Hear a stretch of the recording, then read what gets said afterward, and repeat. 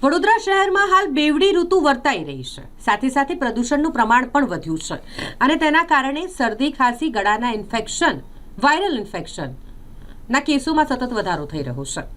હાલની વાત કરીએ તો હાલ શરદી, ખાંસી, ગળાના ઇન્ફેક્શનના કેસ વધી રહ્યા છે અને તેની પાછળનું કારણ આ બેવડી ઋતુ તો છે જ, પરંતુ સાથે સાથે જે પ્રદૂષણ વધી રહ્યું છે તે પણ જવાબદાર છે.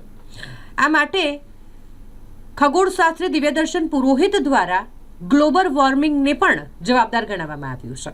તેમણે કહ્યું કે જે રીતે બેવડી ઋતુ અનુભવાઈ રહી છે, પ્રદૂષણનું પ્રમાણ પણ દિવસે ને દિવસે વધતું જઈ રહ્યું છે અને તેની પાછળ જવાબદાર ગ્લોબલ વોર્મિંગ પણ છે અને માટે જવાબદારી નાગરિક તરીકે આપણા સૌની પણ વધી જાય છે. AQI વડોદરા શહેરમાં જે વધી રહ્યું છે, પ્રદૂષણનું પ્રમાણ જે વધી રહ્યું છે, શ્વાસ લેવામાં તકલીફ થઈ શકે એ સમય હવે દૂર નથી. તેવામાં ખગોળશાસ્ત્રી દિવ્યદર્શન પુરોહિત દ્વારા દરેક વડોદરાવાસીઓને સાવચેતી રાખવા અને પર્યાવરણના રક્ષણ માટેના પ્રયાસો કરવાની અપીલ કરવામાં આવી છે. વર્તમાનમાં આપણે ઋતુ સંધ્યાના બહુ જ ખતરનાક સમયમાંથી પસાર થઈ રહ્યા છે અને લોકોને ખ્યાલ હશે કે આ ગાળામાં શરદી, ખાંસીના, ફ્લૂના અને બહુ જ કેસીસ વધી રહ્યા છે. જાત જાતના રોગોનું પણ એકદમ આક્રમણ થઈ રહ્યું છે. કેમ કે એક્સ્ટ્રીમ વેધર ઇવેન્ટ એટલે કઠોર ઋતુમાંથી આપણે પસાર થઈ રહ્યા છે. ગ્લોબલ વોર્મિંગ, ક્લાઇમેટ ચેન્જે માણસે સુખ પામવાની આંધી દોડ પેદા કરી. એને કારણે જે પ્રકારના ગ્રીન હાઉસ ગેસીસ પેદા કર્યા એને વાતાવરણ બહુ પફ કરી નાખ્યું છે. અને અત્યારની વાત કરીએ વડોદરાની તો લગભગ 150થી લઈને 300 સુધીનો AQI એર ક્વોલિટી ઇન્ડેક્સ અને સાદી ભાષામાં પ્રદૂષણ કહેવાય એ જુદા જુદા વિસ્તારોમાં છે. એટલે આપણે એમ કે દિલ્હી સુખીને દિલ્હી દુઃખીને આપણે સુખી એવું નથી. આપણે પણ દુઃખી જ છે, દિલ્હીથી વધારે દુઃખી છે. વસ્તીના પ્રમાણ આપણે ત્યાં વધુ પ્રદૂષણ છે અને એને કારણે તમે જોતા હશો તો સવારના પડતા ધુમ્મસ પણ જોવા મળશે છે. એ પ્રદૂષણનો ફોગ જોવા મળે છે અને ટેમ્પરેચર ડિફરન્સ જબરદસ્ત છે.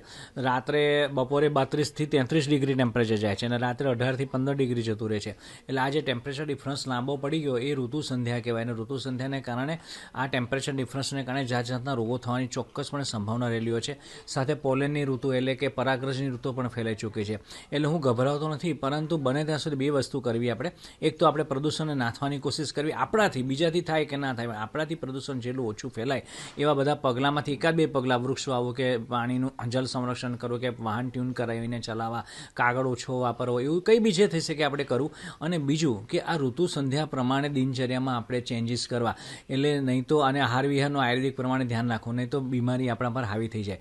એટલે આવનારા સમયમાં હજી આ બધી કઠોર ઋતુ ધીરે ધીરે દર વર્ષે જનરેટ થતી જશે. અને હવે અત્યારે ઉનાળો હતો પણ ઉનાળો હવે શરૂ થઈ ચૂક્યો છે. જે માર્ચમાં આવવાનો તે શરૂ થઈ ચૂક્યો છે અને છેક લાંબો ચાલશે. જુલાઈ, ઓગસ્ટ સુધી ઉનાળો જવાનો છે.